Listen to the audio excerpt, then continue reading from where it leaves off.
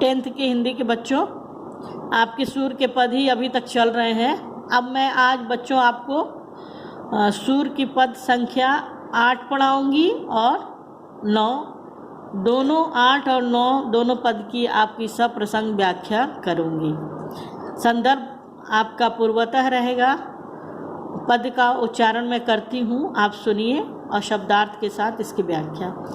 उधो मन न भये 10-20, एक हुतो सो गयो श्याम संग, कौ अवराधेश। इंद्रि शिथिल भई केशव बिनु, ज्यो देह बिनु शीस। आशा लागी रहती तन श्वासा, जीवहि कोट बरीस। तुम तो सखा श्याम सुंदर के, सकल जोग के ईश।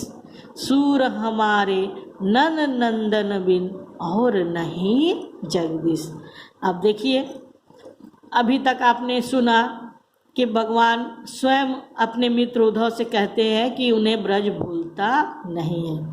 उद्धव कृष्ण की व्याकुलता को देख रहे हैं, समझ रहे हैं, और उद्धव के मन में माया व्याप्त हो जाती है। वो सोचते हैं स्वयं ईश्वर है, और ये अगर किसी के वियोग में किसी से प्रेम करते हैं और उसके वियोग का अनुभव कर रहे हैं, तो वो कैसे लोग होंगे, वो ब्रज के लोग कैसे होंगे। उनके मन में जिज्ञासा होती है और वो कृष्ण से कहते हैं कि तुम मुझे कृष्ण ब्रज जाने दो, मैं जाऊंगा ब्रज गोकुल, और वहां जाकर गोप गोपिकाओं को, माता यशोदा, नंद बाबा को, ग्वाल बालों को, इन सबको मैं समझाऊंगा कि तुम तो ईश्वर हो और वो तुम उनके मन में ही हो, तो तुम्हें वो बाहर ढूंढकर इतने दुखी क्यों हैं। और वो समझाने के लिए ब्रज आ जाते हैं। गोपिकाओं से विभिन्न प्रकार से समझाते हैं कि निर्गुण ब्रह्म की उपासना आप करो। निर्गुण ब्रह्म आपको पहले ही बताया, जिसकी कोई रूप रेखा गुण जाति नहीं होती, जो खुली आंखों से दिखाई नहीं देता। ऐसे ब्रह्म की आप उपासना करो, वो स्वयं आपके हृदय में रहते हैं, और कृष्ण को कृष्ण को आप भूल जाओ। गोपिकाएं बड़ी धैर्य के साथ उनकी बातों को सुनती हैं और उसके बाद उद्धव को उत्तर देती हैं। उद्धव क्या सिखा रहे हैं कि कृष्ण को भूलकर निर्गुण ब्रह्म की उपासना आप करिए। गोपिकाएं सुनने के बाद उनसे कहती हैं, उद्धव मन न भये 10-20, कि हे उद्धव आप ज्ञानी हैं,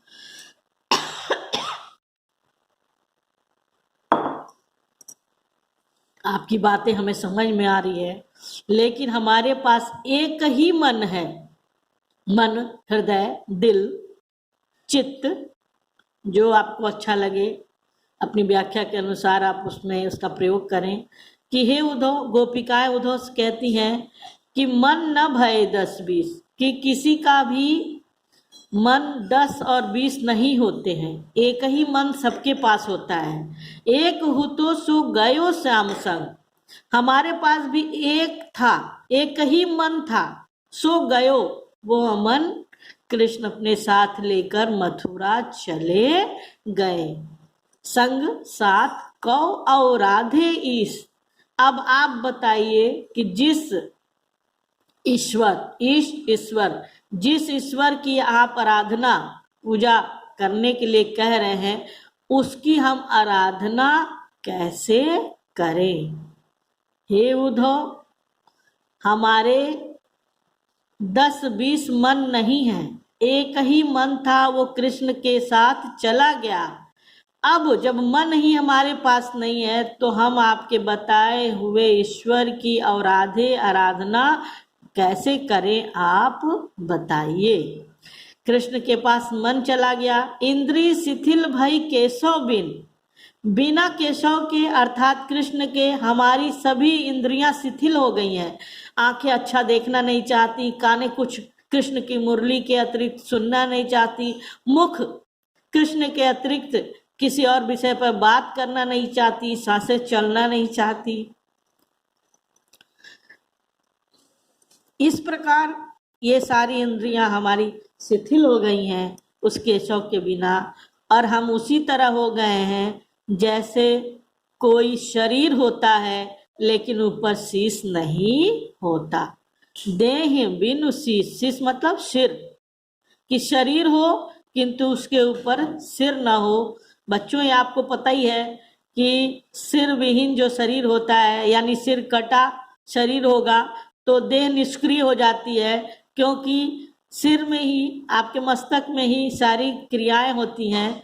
अगर सिर काट दिया जाए तो श्वास शरीर में नहीं रहता और निष्क्रिय हो जाता है। ना तो हाथ चलेगा, ना तो पैर चलेगा, ना आंखें देखेंगी, ना कान सुनेगा, सब कुछ समाप्त हो जाता है। तो इसी तरह उन्होंने कहा कि हमारी तो इंद्रियां शिथिल हो गई हैं बिना केशव के। इसी तरह जैसे बिना शीश के शरीर, आशा लागी रहत तन श्वासा।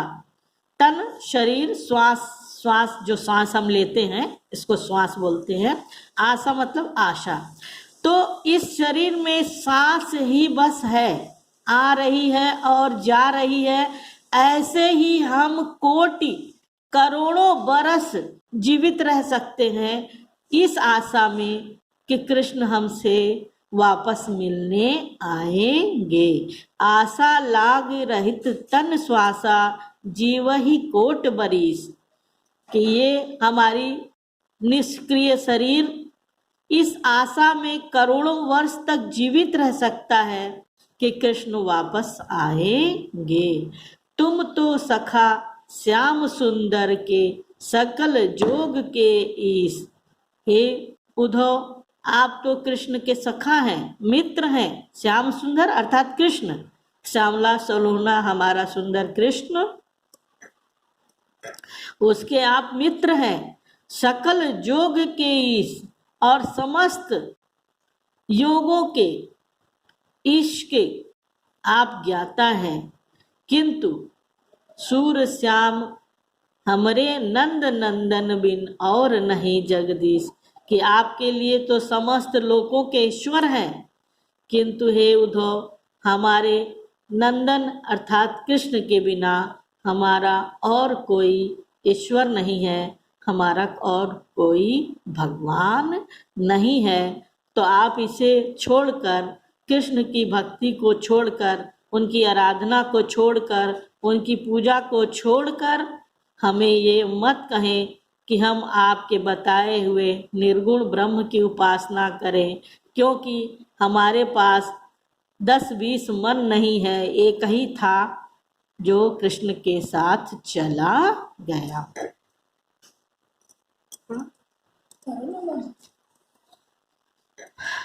पद संख्या 9।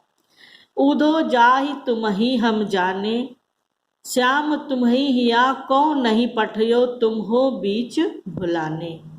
ब्रज नारिन सो जोग कहत हो, बात कहत न ल जाने। बड़े लोग न विवेक तुम्हारे, ऐसे भय अयाने। हम सो कही लही हम सही कह, जिय गुण ले ही सयाने।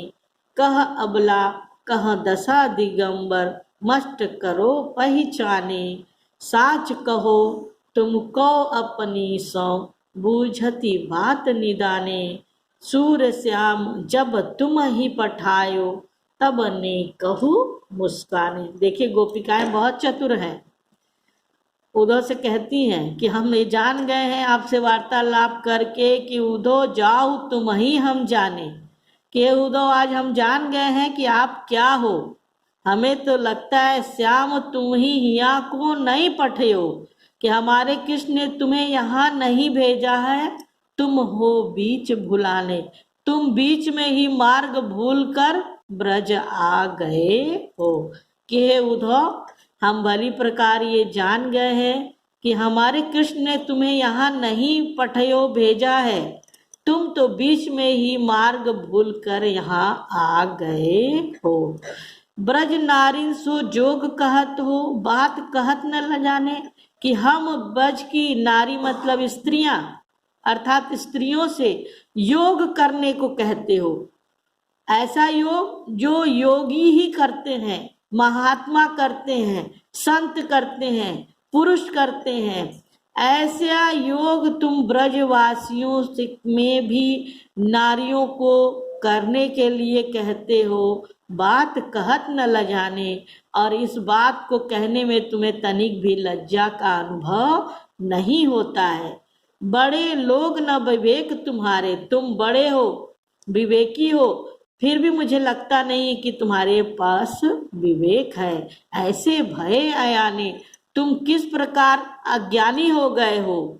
हम सो कही लही हम सही के, हमसे तुमने कहा हम सह जाएंगे।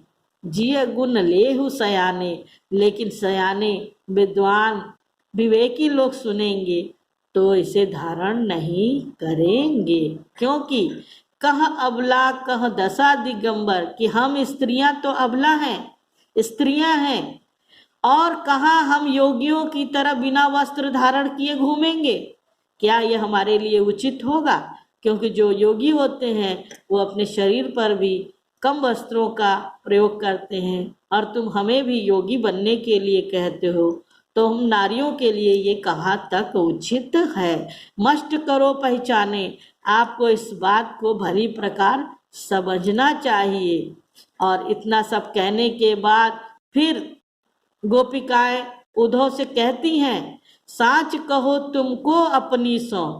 अपनी सौ कहती हैं, यानी देखिए कितनी चतुर है गोपिकाएं। अपनी सौ यानी अपनी सौगंध नहीं दिलाती हैं, उद्धव से कहती है कि तुम अपना ही कसम खाओ और सच कहो। बूझती बात निदाने, कि तुम बात को समझ नहीं रहे हो। तो क्या श्याम जब तुम ही पठियो, कि जब हमारे कृष्ण ने तुम्हें यहाँ भेजा था तब ने कहूँ मुस्काने, तो क्या वो मुस्कुरा रहे थे। अर्थात गोपिकाएं समझ जाती हैं कि कृष्ण ने किसी न किसी कारण से इन्हें यहाँ भेजा है, और ये स्वयं ही दिग्भ्रमित हैं और हमें समझाने आए हैं। और गोपिकाएं उद्धव के सारे तर्कों को काटते हुए अपनी सगुण भक्ति का परचम लहराती हैं। इस प्रकार आप देखिए, इसमें भी ब्रज भाषा का प्रयोग है, और सबसे सरल तो वही अलंकार होता है जो आपको मैंने बताया। अनुप्रास अलंकार तो छांटी लिया करो, सुर श्याम में है ना। प्रसंग आपको बताई दिया गया है। इंद्र शिथिल भई केशव, तुम तो श्याम सखा श्याम सुंदर में, सखा श्याम सुंदर। और इस प्रकार आपके 9 पद आज पूर्ण हो रहे हैं। इसके बाद मैं दूसरा वीडियो आपके 2 पद और बचे हैं उनका डालूंगी। धन्यवाद।